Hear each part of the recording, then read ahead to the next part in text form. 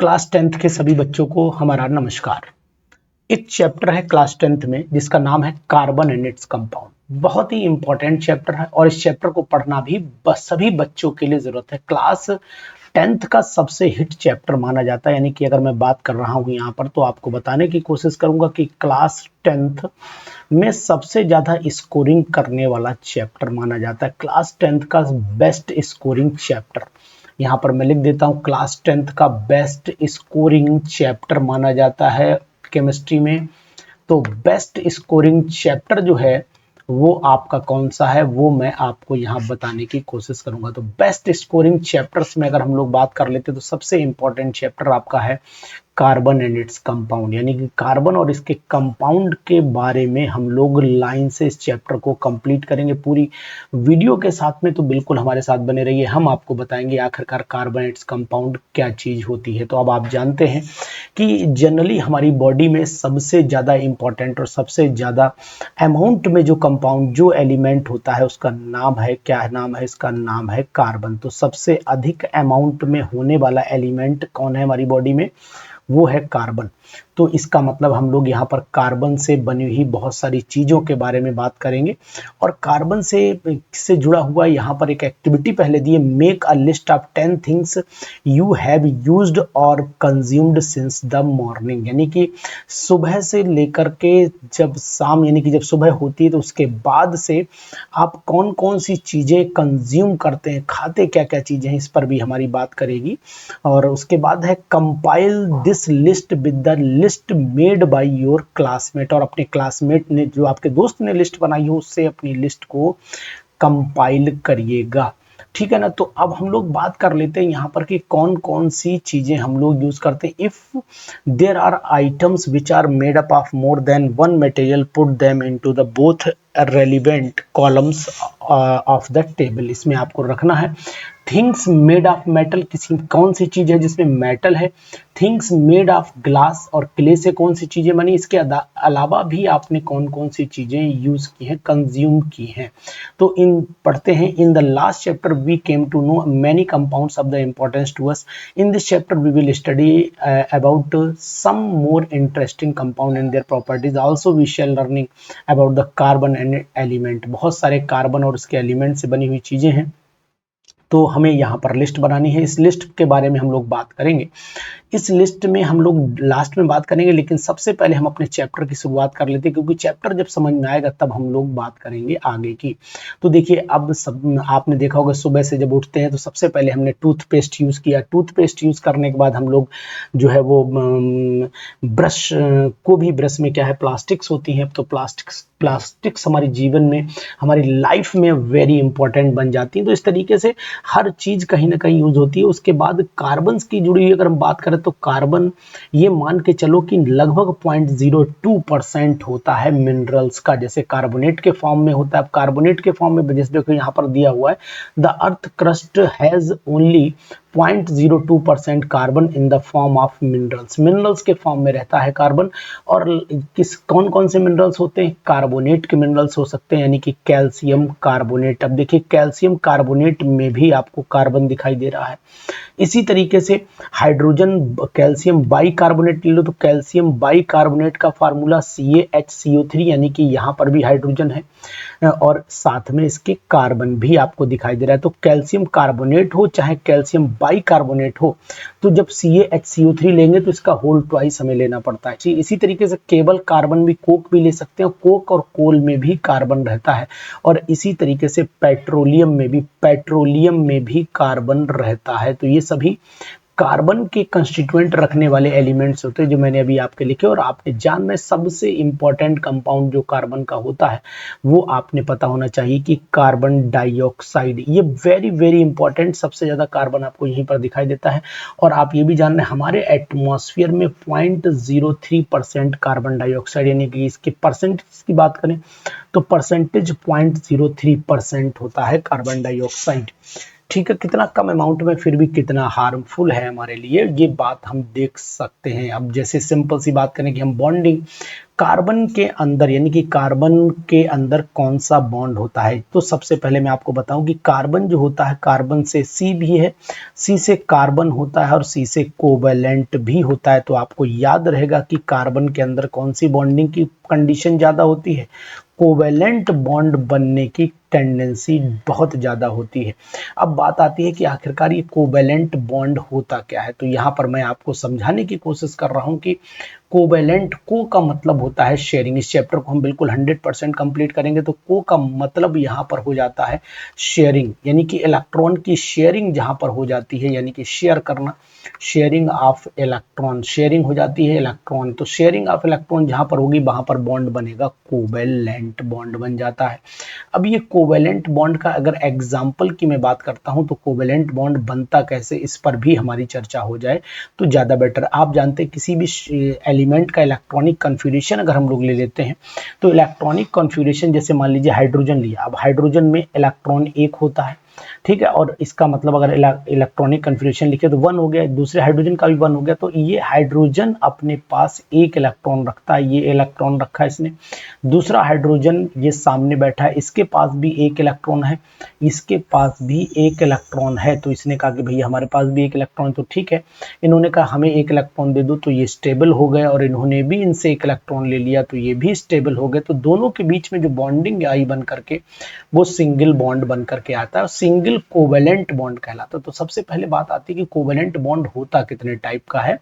तो यहां पर मैं बताऊंगा आपको कि कोवेलेंट बॉन्ड जो होता है, कोवेलेंट बॉन्ड, ये कोवेलेंट बॉन्ड आपका दिखाई देगा कितने टाइप का, ये कोवेलेंट बॉन्ड आपको दिखाई देगा यहाँ पर 3 टाइप्स का होता है। कितने टाइप का होता है? 3 टाइप्स का कोवेलेंट बॉन्ड होता है, 3 टाइप्स का कोवेलेंट बॉन्ड है। नंबर 1 सबसे पहले आ जाएगा आपका सिंगल कोवेलेंट बॉन्ड आ जाएगा, यहाँ पर लिख देता हूँ सिंगल कोवेलेंट बॉन्ड हो जाता है, सिंगल कोवेलेंट बॉन्ड हो जाता है। दूसरा यहाँ पर डबल कोवेलेंट बॉन्ड हो जाता है, यहाँ पर डबल कोवेलेंट बॉन्ड। और तीसरा हो जाता है यहाँ पर ट्रिपल कोवेलेंट बॉन्ड, यानी कौन सा बॉन्ड है? ट्रिपल कोवेलेंट बॉन्ड हो जाता है। सिंगल कोवेलेंट बॉन्ड को सिंगल लाइन से रिप्रेजेंट करते हैं, डबल कोवेलेंट बॉन्ड को डबल लाइन से रिप्रेजेंट करते हैं, और ट्रिपल कोवेलेंट बॉन्ड को ट्रिपल लाइन से रिप्रेजेंट करते हैं। ये रिप्रेजेंटेशन का तरीका है। अब हम तीनों बॉन्ड के एक एक एग्जाम्पल की बात करते हैं। सबसे पहले हम सिंगल बॉन्ड की बात कर लेते हैं। देखिए सिंगल बॉन्ड के जो स्ट्रक्चर्स हैं उनकी डिटेल अगर आप जानना चाहेंगे तो बहुत बेस्ट एग्जाम्पल्स आपको बताऊंगा कि इनके एग्जाम्पल्स क्या क्या हो सकते हैं। देखिए कार्बन कार्बन की बात चल रही तो कोवेलेंट बॉन्ड पढ़ना तो बहुत जरूरी बन जाता है। देखिए यहाँ पर हम लोग सबसे पहले बात करें सिंगल कोवेलेंट बॉन्ड की। अगर यहाँ बात हो रही सिंगल कोवेलेंट बॉन्ड की तो आपने अभी हाइड्रोजन और हाइड्रोजन का एग्जाम्पल सिंगल कोवेलेंट बॉन्ड में पढ़ा कि भाई यहाँ पर एक एक इलेक्ट्रॉन की शेयरिंग हो रही, तो सिंगल कोवेलेंट बॉन्ड है। देखिए H और H के बीच में सिंगल इलेक्ट्रॉन कितने, 2 इलेक्ट्रॉन बोल सकते हो या फिर 1 पेयर ऑफ इलेक्ट्रॉन भी बोल सकते हो, 1 पेयर ऑफ इलेक्ट्रॉन बोल सकते हो। इसी तरीके से डबल बॉन्ड में क्या होगा कि डबल बॉन्ड में एक ऑक्सीजन का, देखिए ऑक्सीजन भाई O2, यहाँ पर हमने H2 का एग्जाम्पल लिया, यहाँ पर हम O2 का एग्जाम्पल लेंगे। O2 में कितने इलेक्ट्रॉन, 1 2 3 4 5 और 6, यहाँ पर भी 1 2 3 4 5 6। यानी कि अगर हम इनको देखते हैं तो यहाँ आपको दिखाई देगा कि इसे 2 इलेक्ट्रॉन स्टेबिलिटी के लिए चाहिए, और यहाँ पर इसे भी 2 इलेक्ट्रॉन स्टेबिलिटी के लिए चाहिए। तो दोनों को 2-2 इलेक्ट्रॉन चाहिए, यानी कि दोनों के बीच में 4 इलेक्ट्रॉनों की शेयरिंग हुई, यानी कि कह सकते हैं हम 4 इलेक्ट्रॉन की शेयरिंग या फिर 2 पेयर ऑफ इलेक्ट्रॉन्स यहाँ पर शेयर अप हो गए। ये बात भी आप जानिए, तो बहुत ही इंपॉर्टेंट बात चल रही। इसी तरीके से अगर नाइट्रोजन का एग्जाम्पल ले लेते हैं तो नाइट्रोजन के आउटर मोस्ट में अगर आप इलेक्ट्रॉन देखोगे तो नाइट्रोजन का एटॉमिक नंबर 7 होता है ना, तो 2,5 यानी कि बैलेंस सेल में 1 2 3 4 5, और यहाँ पर भी आप चेक करो तो 1 2 3 4 5। इसको भी स्टेबिलिटी के लिए 3 इलेक्ट्रॉन चाहिए साहब, और इसको भी स्टेबिलिटी के लिए 3 इलेक्ट्रॉन चाहिए। तो नाइट्रोजन के बीच में जो बॉन्डिंग हो रही है वो कितने, 6 इलेक्ट्रॉनों की हो रही, 6 इलेक्ट्रॉन या फिर 3 पेयर ऑफ इलेक्ट्रॉन की हो रही है। यहाँ पर इस बात का ध्यान दीजिएगा। तो जानकारी के लिए आपको बताऊंगा कि ये एग्जाम्पल सिंगल कोवेलेंट बॉन्ड का है, ये डबल का है, और ये आपका ट्रिपल कोवेलेंट बॉन्ड का एग्जाम्पल। इसी तरीके से बहुत सारे एग्जाम्पल आते हैं। सबसे पहले हम बात कर लेते हैं मीथेन के मॉलिक्यूल की। मीथेन का मॉलिक्यूल में सिंगल कोवेलेंट बॉन्ड होता है, ये नेचुरल गैस, इसे हम लोग कंप्रेस्ड नेचुरल गैस भी बोलते हैं, क्या बोलते हैं, नेचुरल गैस बोलते हैं। और नेचुरल गैस में सीएनजी का नाम आपने सुना होगा, compressed natural gas. Full form जरूर याद रखिएगा इसका, compressed compressed compressed natural gas, यानी कंप्रेस्ड नेचुरल गैस का एग्जाम्पल आप जरूर याद रखिएगा, ठीक है ना। इसके बाद अगर हम लोग इसका स्ट्रक्चर की बात करते हैं तो कार्बन का एटॉमिक नंबर 6 होता है ना, 2,4, और हाइड्रोजन में ऑलरेडी 1 होता है। तो कार्बन यहाँ पर, चलिए हाइड्रोजन यहाँ लिख देते हैं, हाइड्रोजन यहाँ लिख देते हैं, हाइड्रोजन यहाँ लिख देते हैं, हाइड्रोजन यहाँ। इस हाइड्रोजन के पास आप देखिए कि 1 1 1 1, और कार्बन के पास चेक कर लो तो कार्बन के पास 1 2 3 4 4 हो गए। अब दोनों में शेयरिंग करा दो कि भाई इस हाइड्रोजन को 2 इलेक्ट्रॉन चाहिए, इस हाइड्रोजन को भी 2 इलेक्ट्रॉन चाहिए, इस हाइड्रोजन को भी 2 इलेक्ट्रॉन चाहिए, इस हाइड्रोजन को भी 2 इलेक्ट्रॉन चाहिए, सबको 2-2 चाहिए। तो कार्बन क्या करेगा, कार्बन कहेगा मुझे भी तो सबसे चाहिए, तो ये सबसे ले लेगा। तो इसका मतलब इनके बीच में जो शेयरिंग होती है वो कितने इलेक्ट्रॉनों की ही, देखो हाइड्रोजन और कार्बन के बीच में 1-1 इलेक्ट्रॉन, यहाँ पर हाइड्रोजन कार्बन के बीच में 1-1 इलेक्ट्रॉन, यहाँ पर भी हाइड्रोजन कार्बन के बीच में 1-1 इलेक्ट्रॉन। तो आपको सब जगह सिंगल बॉन्ड दिखाई दे रहा होगा। इसी तरीके से कार्बन के कंपाउंड में अगर हम लोग बात कर लेते हैं तो कार्बन के कंपाउंड का देखो ये स्ट्रक्चर बना हुआ है जो मैंने ऊपर बनाया है, सेम स्ट्रक्चर आपका यहाँ पर बना हुआ है। इस स्ट्रक्चर को आप देख सकते हैं, समझ सकते हैं कि भाई इनके बीच में जो बॉन्डिंग है बिल्कुल सेम स्ट्रक्चर आपको मैंने यहाँ पर बना करके दिखाया, और यही स्ट्रक्चर आपकी किताब में भी बना हुआ है। बहुत ही important chapter, very very important chapter. एक एग्जाम्पल आप जरूर याद रखिएगा, एक एग्जाम्पल आप जरूर याद रखिएगा जिसमें आपने नोटिस किया होगा कि एक कंपाउंड है कार्बन का, कार्बन के 2 एलोट्रॉप हैं, कार्बन के 2 एलोट्रॉप हैं, उन दोनों एलोट्रॉप के नाम आपको याद रहे, 1 2 क्या 3 एलोट्रॉप याद रखिएगा। सबसे पहला तो आपको नाम याद रखना है डायमंड का, किसका नाम याद रखना है, डायमंड। दूसरा नाम आपको ग्रेफाइट का याद रखना है, डायमंड ग्रेफाइट। और तीसरा नाम आपको बकमिंस्टर फुलरीन का, BUC के बकमिंस्टर, MINSTER बकमिंस्टर फुलरीन का नाम याद रखना है। तो आपसे अगर पूछे जाए कि कार्बन के कितने एलोट्रॉप्स होते हैं तो आप बताएंगे कि सर कार्बन के 3 एलोट्रॉप होते हैं। मैं यहाँ पर दोबारा बताऊंगा, कार्बन के जो मेन एलोट्रॉप हैं जो आपके सिलेबस में वो 3 हैं, कौन कौन से हैं। सबसे पहला आपने याद किया डायमंड, दूसरा ग्रेफाइट, तीसरा बकमिंस्टर फुलरीन। तो यहाँ पर मैं कार्बन लिखे दे रहा हूँ, यहाँ पर कार्बन, कार्बन के 3 एलोट्रॉप, कौन कौन से 3 एलोट्रॉप। सबसे पहला एलोट्रॉप आपका डायमंड हो जाता है, डायमंड यहाँ पर याद कर लीजिए, डायमंड होता है।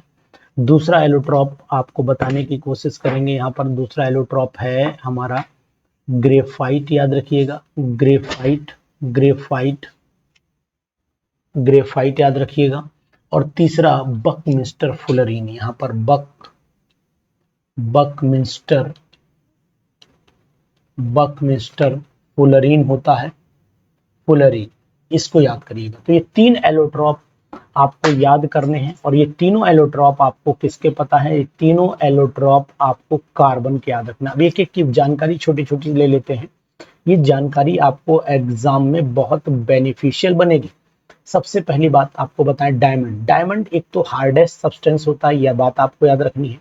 डायमंड कैसा होता है, हार्डेस्ट होता है। तो एक एक की जानकारी आपको यहाँ पर दे रहा हूँ, बहुत ही important, very very important. Diamond, diamond में आपने नोट करेंगे कि डायमंड एक तो नंबर 1 सबसे पहले हार्डेस्ट सब्सटेंस होता है, कैसा होता है, हार्डेस्ट सब्सटेंस होता है। दूसरा हार्डेस्ट क्यों होता है, इसके स्ट्रक्चर की वजह से होता है। तो रीजन भी जानते चलिए, ड्यू टू इट्स टेट्राहेड्रल। तो रीजन क्यों है, due to its tetrahedral arrangement, अपने टेट्राहेड्रल अरेंजमेंट के कारण होता है। दूसरी बात जानिए, ये बैड कंडक्टर होता है इलेक्ट्रिसिटी का, बैड कंडक्टर है, किसका है, हीट एंड इलेक्ट्रिसिटी, ये इलेक्ट्रिसिटी का बैड कंडक्टर है। क्यों कंडक्टर है, क्यों, due to absence of electron, due to absence of free electron, इसमें फ्री इलेक्ट्रॉन नहीं होते, इसी एब्सेंस ऑफ फ्री इलेक्ट्रॉन, इस बात का ध्यान दीजिएगा, फ्री इलेक्ट्रॉन नहीं होते, इसीलिए बैड कंडक्टर माना जाता है ये। और इसका जो हार्डेस्ट होने का नेचर की वजह से इसको कटिंग, ग्लास कटिंग में, ड्यू टू हार्ड नेचर, अपने हार्ड नेचर की वजह से it is used in cutting, glass cutting में भी यूज होता है, कटिंग एंड ड्रिलिंग, कटिंग और ड्रिलिंग में इसका यूज होता है, इस बात का आपको ध्यान देना पड़ेगा। ठीक है, बहुत ही important, very very important point. इसी के बाद बात करते हैं ग्रेफाइट की। इसका अगर स्ट्रक्चर डायमंड का ध्यान दो तो हर कार्बन 4 अदर कार्बन से अरेंज होता है टेट्राहेड्रल मैनर में। तो अगर आपसे पूछा जाए कि ग्रेफाइट डायमंड का स्ट्रक्चर क्या है, तो बताना कि डायमंड का स्ट्रक्चर में टेट्राहेड्रल अरेंजमेंट होता है और हर कार्बन कितने कार्बन से जुड़ा होता है, 4 दूसरे कार्बन से बाइंड अप हो जाता है। तो देखो बीच वाले कार्बन को चेक करो, तो इससे आपको 4 कार्बन दिखाई देंगे अटैच इस तरीके से। ठीक है, इसके बाद चले आइए ग्रेफाइट पर आ जाते हैं। ग्रेफाइट क्या कहता है, ग्रेफाइट की मैं बात करता हूं, यहां पर लिख देता हूं ग्रेफाइट। ग्रेफाइट ग्रेफाइट भी एक कार्बन का एलोट्रॉप है और उसमें क्या होता है, ये सॉफ्ट स्लिपरी नेचर में होता है। कैसा होता है, एक तो सॉफ्ट होता है, स्लिपरी भी होता है, सॉफ्ट चिकना स्लिपरी, ये सॉफ्ट स्लिपरी होता है। ठीक है, इसकी वजह से इसको ड्राई लुब्रिकेंट, यानी कि आपने देखा होगा ड्राई लुब्रिकेंट का मतलब हुआ सूखा पाउडर जो चिकनाहट के लिए यूज होता है, dry lubricating substance, dry lubricating agent की तरह काम करता है। आपने अपनी स्कूटी में देखा होगा जब ब्रेक लगाते हैं ना, तो ब्रेक के अंदर जो पाउडर पड़ता है वो क्या होता है, ग्रेफाइट का पाउडर होता है। जब भीग जाता है ना तो ब्रेक लगाई चू की आवाज आती है इस तरीके से, तो वही चीज है। तो सॉफ्ट स्लिपरी होता है, ड्राई लुब्रिकेटिंग एजेंट माना जाता है इसको। और दूसरी चीज है ये गुड कंडक्टर होता है, good conductor of, good conductor है। गुड कंडक्टर किसका है, इलेक्ट्रिसिटी और हीट का है। क्यों होता है इलेक्ट्रिसिटी, इलेक्ट्रिसिटी और हीट एंड हीट क्यों होता है, क्योंकि इसमें फ्री इलेक्ट्रॉन्स होते हैं। तो यहाँ लिख देते हैं due to presence of, due to presence of free electron, ये फ्री इलेक्ट्रॉन की वजह से ऐसा कुछ इसमें दिखाई देता है। ठीक है, एक बात ये याद रखिएगा।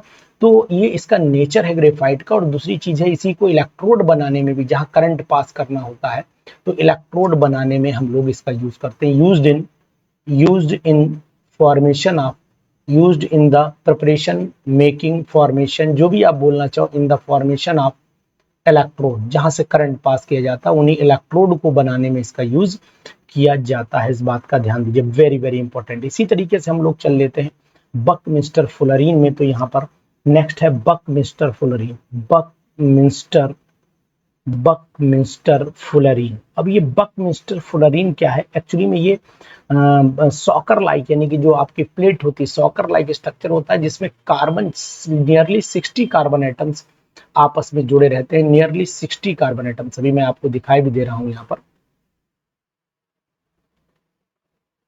देखिए यहाँ पर ये लिखा हुआ है कि द स्ट्रक्चर ऑफ द 60, लगभग 60 कार्बन एटम आपस में जुड़े होते हैं। और ये 60 कार्बन एटम इस तरीके से जुड़ते हैं आपस में कि बॉल लाइक स्ट्रक्चर बना लेते हैं, डोम लाइक स्ट्रक्चर बना लेते हैं। इसीलिए आप यहाँ पर पढ़ सकते हैं fullerene form the another class of the carbon allotrope, the first one of the identified was C60 which has the carbon atoms arranged in a shape of football, football की तरह शेप होती है। since the logged like structure, since this looked like structure है ना, geodesic dome designed by US architect Buckminster Fuller ने एक ऐसी डोम एक डिजाइन की थी जिसका जो शेप था बिल्कुल ऐसा ही था, इसलिए इसका नाम रखा गया बकमिंस्टर फुलरीन। तो ध्यान दीजिएगा, इसमें पेंटागन तो बीच में होता है, ये बात ध्यान देने वाली, पेंटागन बीच में होता है, बाकी सभी रिंग हेक्सागन होते हैं। ये बात ध्यान देना इस तरीके से है ना, बीच में पेंटागन होगा, बाकी रिंग कैसे होंगे, हेक्सागन रिंग होंगे। तो ये बात ध्यान देने वाली, ये वाला जो रिंग है ये आपको पेंटागन, बाकी सभी आप नोट करिए। देखिए हेक्सागन रिंग आपको दिखाई, इसके चारों तरफ हेक्सागन रिंग दिखाई देंगे। तो pentagon ring is surrounded by hexagon, इस तरीके से इस बात का ध्यान दीजिएगा, बहुत ही इंपॉर्टेंट बात है आपके जानने के लिए। ठीक है, अब versatile nature of the carbon, इसमें कार्बन के डिफरेंट डबल बॉन्ड भी बनाता है, कार्बन सिंगल बॉन्ड भी बनाता है, कार्बन ट्रिपल बॉन्ड भी बनाता है। तो आप ये ध्यान दो कि कार्बन के अंदर कार्बन कार्बन सिंगल बॉन्ड के कंपाउंड भी पॉसिबल हैं, इस तरीके से कार्बन कार्बन डबल बॉन्ड के कंपाउंड भी पॉसिबल हैं इस तरीके से, और कार्बन कार्बन ट्रिपल बॉन्ड के कंपाउंड भी पॉसिबल हैं इस तरीके से। तो इसकी नेक्स्ट वीडियो में लेकर के आऊंगा आपके लिए कि आखिरकार ये जो कार्बन के कंपाउंड है ये दो तरीके के होते हैं, एक सैचुरेटेड होते हैं और एक अनसैचुरेटेड। तो ये देखिए जब तक, और अगली वीडियो में मैं आपसे फिर मिलूंगा इसके लिए, इस तरीके से सैचुरेटेड एंड अनसैचुरेटेड कंपाउंड के साथ। और ये पूरा चैप्टर हम लोग कंप्लीट करेंगे बेस्ट स्टडी के साथ साथ, और आप तैयारी भरपूर रखेंगे। Okay, bye bye.